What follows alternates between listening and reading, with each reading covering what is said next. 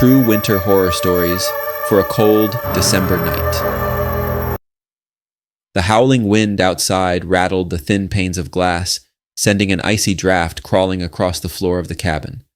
Hannah's breath clouded in front of her as she pulled the blanket tighter around her shoulders, trying to soak in the meager warmth of the dying fire. Her fingers hovered over the few remaining logs. The blizzard outside was getting worse, and they needed to last. But the silence in the room, broken only by the crackle of embers, was almost worse than the cold. "How long do you think it'll last?" Jake asked, breaking the silence. He sat by the window, peering through the frosted glass into the storm.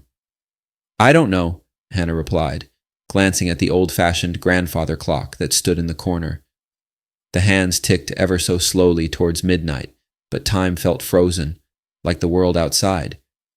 The cabin belonged to Jake's late uncle, an old recluse who had lived here for years before his death. It seemed like a good idea to spend the holidays there, a rustic getaway from their busy lives. But now, snowed in and cut off from the world, it felt like they'd stumbled into a tomb. The fire popped loudly, and Jake stood up abruptly, causing Hannah to flinch. "I'm going to check the generator," he said, pulling on his coat and scarf. "We can't just sit here and freeze." Hannah's stomach knotted as she watched him pull on his boots. She hated the idea of him going out there, but they had no choice. The wind was an unrelenting force battering the cabin walls, and without the generator, they'd soon be swallowed by the cold. "Be careful," she whispered as he stepped into the storm, vanishing in the white fury. The door slammed shut, and she was alone. The wind outside seemed to rise in pitch, becoming almost a scream. It was as if the storm had a voice of its own, howling across the barren landscape with a fury that chilled her deeper than the cold. Hannah shifted closer to the fire and tried to focus on the warmth, but something about the storm gnawed at her. Something didn't feel right. It wasn't just the oppressive isolation or the biting cold. There was something more, a presence, as if the storm carried more than just snow and ice in its wake. She glanced out the window again, but it was useless. The world outside was a swirling mass of white. Jake hadn't been gone long, but the minutes stretched painfully. Suddenly, there was a knock at the door. It was soft at first, almost polite. Hannah frowned and stared at the door, her heart starting to race. She stood up slowly, clutching the blanket around her. Maybe Jake had returned, needing help with the generator. But why knock? She took a step toward the door, then stopped. The knock came again, louder this time. Hannah's pulse quickened.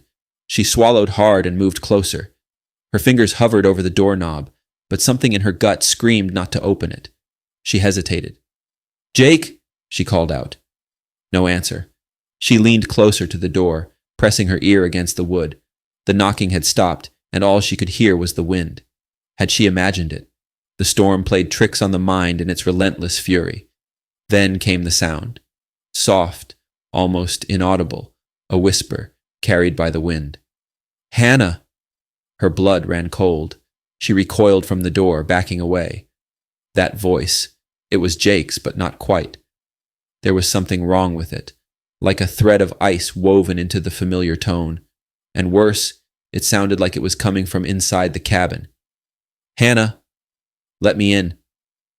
The whisper came again, this time more insistent. Hannah's breath hitched as she backed up, her eyes darting around the room.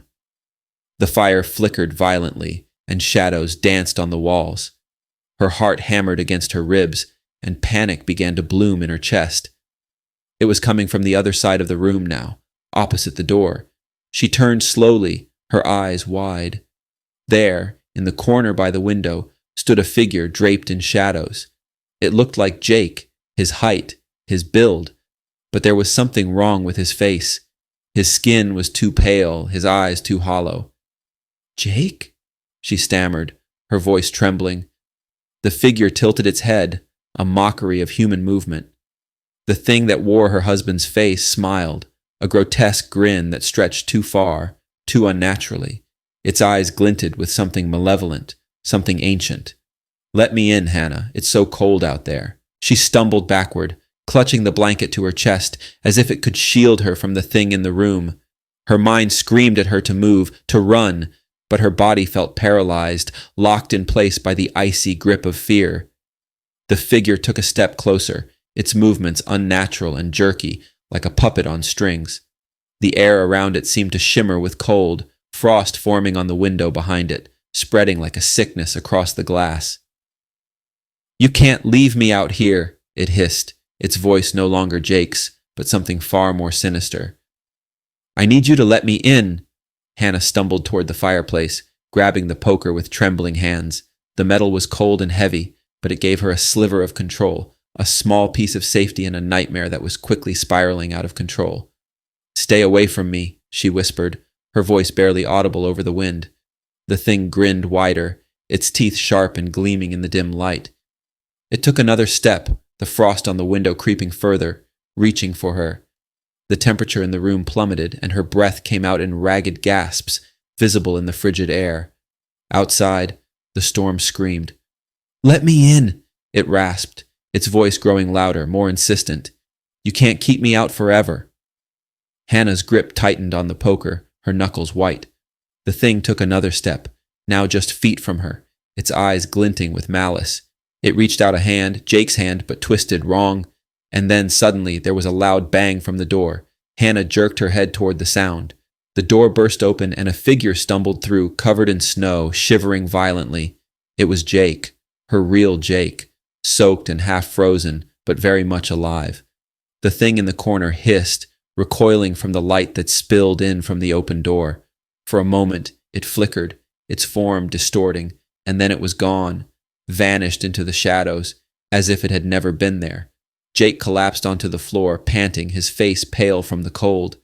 "Hannah," he gasped. "The generator, it's gone. Something's out there." She rushed to him, dropping the poker, her heart pounding. She slammed the door shut against the storm, then crouched beside Jake, wrapping her arms around him, feeling the cold radiate from his body. "We need to get out of here," she whispered, her voice shaking. Jake nodded, but his eyes were wide with fear. "I don't know if we can," he said. "The storm, it's unnatural. There's something in it." Hannah looked toward the window, her skin prickling with dread. The wind outside howled, louder now, almost as if it was angry. She could feel the weight of the storm pressing against the cabin walls, heavy and oppressive. And in the distance, just faint enough to be mistaken for the wind, she heard it again, a whisper, carried by the storm. "Let me in." The morning came with a brittle, pale light, casting long shadows across the frozen landscape. The storm had passed, leaving behind a world locked in ice. The cabin was silent, save for the occasional groan of settling wood. Jake and Hannah packed their things quickly, neither daring to speak of what they had seen. But as they loaded the last of their bags into the car, Hannah glanced back at the cabin, her breath freezing in the cold air. In the frost on the window, just for a moment, she thought she saw the outline of a face, smiling, waiting. And then it was gone. As they drove away, the wind began to pick up once more, whispering through the trees. It was going to be a long winter.